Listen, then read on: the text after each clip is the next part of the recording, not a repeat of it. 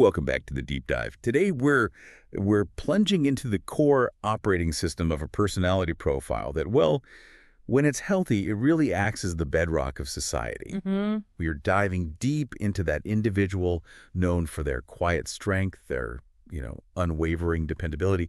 We're talking about the psychological profile, often called number 4. Right. And the defining energy of the four is it's foundational. We're talking stability, structure, reality, effort, and, building what lasts. And it's not just a skill they learn, is it? Not at all. The evidence really points to it being an innate instinct for order and responsibility.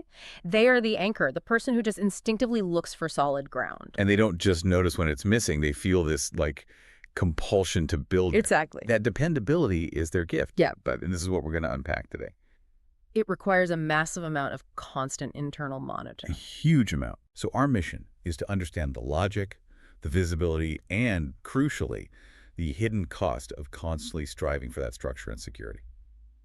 Okay, let's get into it. That cost, it really begins deep inside. I mean, if you could look at the internal landscape of a four, it's marked by this pervasive, almost exhausting awareness of responsibility, of consequence. It's not just worrying about things then. It's something heavier. It's feeling the gravitational pull of potential failure every single day. Wow.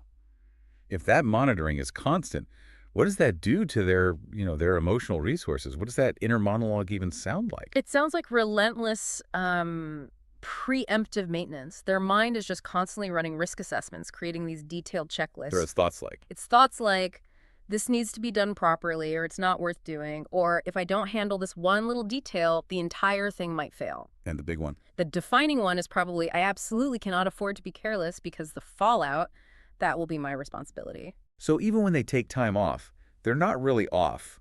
They're still mentally planning, checking, anticipating problems for tomorrow. Is there a genuine off switch for this profile? Not a natural one, no. They feel safest when life is predictable, when the systems are clear, and when expectations are, not just defined, but reliable. It's an identity requirement. It is. And here's a key insight for you. 4 of 4, uncertainty creates this profound inner tension. It doesn't create excitement Oh, that's a huge distinction. So a surprise party might actually be stressful for them. or a surprise promotion. Their first instinct isn't joy. It's a little bit of panic about all the new, undefined responsibilities. Whereas a clear 5-year career plan, That's restorative. That predictability is like a balm for them. that clarifies so much. So if uncertainty creates tension, then structure becomes their main coping mechanism. It's their primary tool. And that must drive a very specific mental pattern. How does a 4 approach a problem differently? They are the ultimate sequential thinkers.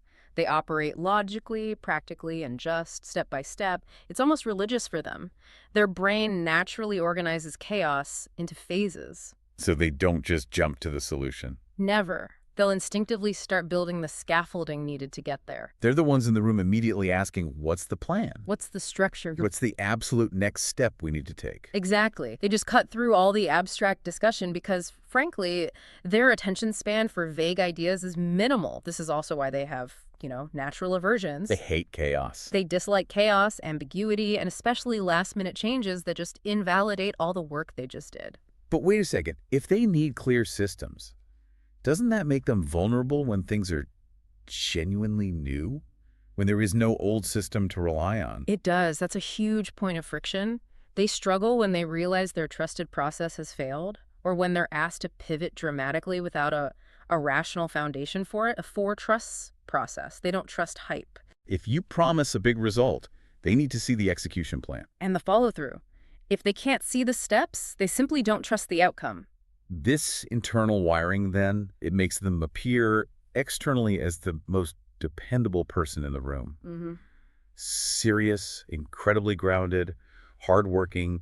People see them as solid, maybe a bit reserved. They're the pillars. Absolutely. People praise them by calling them the go-to person. You're so dependable, or you're the one who always follows through. But there's a hidden cost. There is. And this is the critical point people miss. That external solidity. It's often sustained by an internal engine that is always running at 80% capacity. The pressure the Vol puts on themselves to maintain that image is immense. And it's silent. So the world sees competence and reliability, Yes. but they don't see the constant, quiet effort required to maintain it. They're carrying responsibilities that they feel they can't delegate or shouldn't. They just see it as their job to prevent disaster. And that necessity for control, it often shows up most clearly in their professional lives. Work isn't just a job for a 4. No, it's a major pillar of their identity. It is the main arena where they can build and control a predictable, logical structure. The research is pretty clear on where they thrive, right? It's always in roles that require mastery of consistency. Exactly. Operations, engineering, construction, finance, administration. Project management, Mhm. systems design, anything where the laws of physics or math apply or where systems have to be maintained. And we can see why they thrive there. Engineering offers the comfort of immutable laws. Project management validates their procedural thinking by rewarding them for sequencing tasks and hitting deadlines. But their performance is really tied to the environment, isn't it? Directly. They need clear expectations, defined processes, and critically, they need their consistent effort to be respected. So what throws them off the most at work? Oh, disorganized or incompetent leadership, that's a huge one. Or unclear roles where responsibilities just overlap and everything gets ambiguous. And constant changes without a good reason. That one drives them crazy. Mm. They feel that lack of structure is fundamentally disrespectful of their time and effort. Let's pivot to money, because that seems like another area where control's everything. It's not about status for the 4, is it? It's not. Money represents security, stability, safety. It's the financial foundation that keeps their world from collapsing. So they save carefully, plan long term. And are highly risk-averse. They're not chasing high-risk, high-reward stocks. They prioritize the certainty of the return, even if it's smaller. I can only imagine how they view someone who's like a spontaneous, frivolous spender. They likely see that person as irresponsible, immature, and fundamentally destabilizing. For a 4, a lack of financial control suggests a lack of life control. And this has a shadow side, of course. Of course. When they're unbalanced, that drive to secure the future can completely consume the present. They might overwork obsessively or just live in the state of chronic fear about money, even when they're objectively secure. That makes perfect sense. So if their currency is stability and dependable action at work, how does that translate to love? How does a 4 show commitment? A 4 expresses love through measurable, tangible things. Through reliability, showing up consistently, and doing things for you, not just saying flowery words. I'll fix the sink. They'll fix the sink, make sure the bills are paid, and be there exactly when they said they would. In a partnership, they crave trust, stability, and a sense of shared practical responsibility. But that practicality, Mm-hmm. it must butt heads with the messiness of human emotion. That seems like a major friction point. It is. It is the friction point. They really struggle with navigating complex emotional expression, with sudden changes in the relationship, with unpredictable partners, because all of those things introduce the very chaos they work so hard to suppress everywhere else. And when they feel hurt or overwhelmed, they have a go-to move, the withdrawal mechanism. Exactly. They might pull back emotionally, become incredibly rigid, and just divert all their energy back into work or a project, anything structured. Instead of dealing with the feeling. Right. And it's so important for their partners to understand this is not because they don't care, it's a defensive reaction. Structure just feels safer and more controllable than raw emotion. Emotion feels inefficient. And that beautiful structure they built to protect themselves, it can start to turn into a cage. Mm-hmm. Can you give us an example of what that cage looks like in daily life? Well, at work, it might be resisting a necessary software upgrade because it breaks their perfect spreadsheet, even if the upgrade would make the whole team more efficient. And at home. At home, it could be clinging rigidly to a schedule or a routine that isn't serving the family anymore, just because the routine itself feels necessary for stability. They become resistant to change, they suppress emotion, and they control excessively, all driven by this deep core fear of chaos. So if rigidity is the danger zone, what's the path to mastery? How do they get out of that cage? How does it transform into a strong, flexible frame?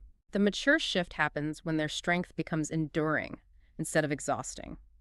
A healthy, mature 4 learns to build flexible systems that can absorb shocks and adapt without breaking. They start working with purpose, not just compulsion. Precisely. And they master what must feel like a radical concept to them. Resting without guilt. Resting without guilt and leading quietly and steadily, trusting the system and the people in it instead of trying to micromanage every single variable. That flexibility, adapting without panic, That's the core of it. It is. And there are 5 essential life lessons they have to internalize to get there. And they're all, a bit counterintuitive to the core 4 mindset. Let's run through them. I'm guessing the first one is about structure versus rigidity. That's the one. Stability does not require rigidity. That is the central lesson. If the structure is sound, a little movement won't shatter it. Okay, what's next? The next one is profound. Rest is part of productivity. It is not the opposite of it. They have to see downtime as essential system maintenance. And the third lesson must be tied to that anxiety about change. It is. Change can strengthen systems. It doesn't always signal collapse. Testing the framework shows you where it's weak. The fourth one must be about feelings. Yes. Feelings are not inefficiencies to be managed away. They are vital pieces of information about your reality. And the final one, this is the one you said, is the heaviest lifting they'll ever do. It goes to the core of their self-worth. It really does. Worth is not earned only through effort. If you know a 4, maybe you can help them just stop tracking tasks for a moment and celebrate a small victory without immediately pivoting to the next job on the list. When a 4 integrates all 5 of these, they're no longer just durable. They become unshakable. So what does this all mean? We've traced the 4's journey from that deep internal pressure of responsibility all the way to the external demand for structure. The dependable person needs to realize that the robust system they build is there to protect them, to let them take a breath, not to imprison them. The ultimate goal for this profile is understanding that structure should support life, not suffocate it. That's a powerful final takeaway. And maybe here's one more thought to leave you with. If the 4's entire drive for security is linked to this need for constant effort, what essential truth about their self-worth has to shift when they truly internalize that their value is not earned only through exertion? What does life look like when they finally allow themselves to simply exist securely within that strong, flexible frame rather than constantly striving to rebuild it? Moving from perpetual striving to secure existing. That's a powerful distinction. We encourage you to reflect on that as you move through your week. Join us next time for another deep dive.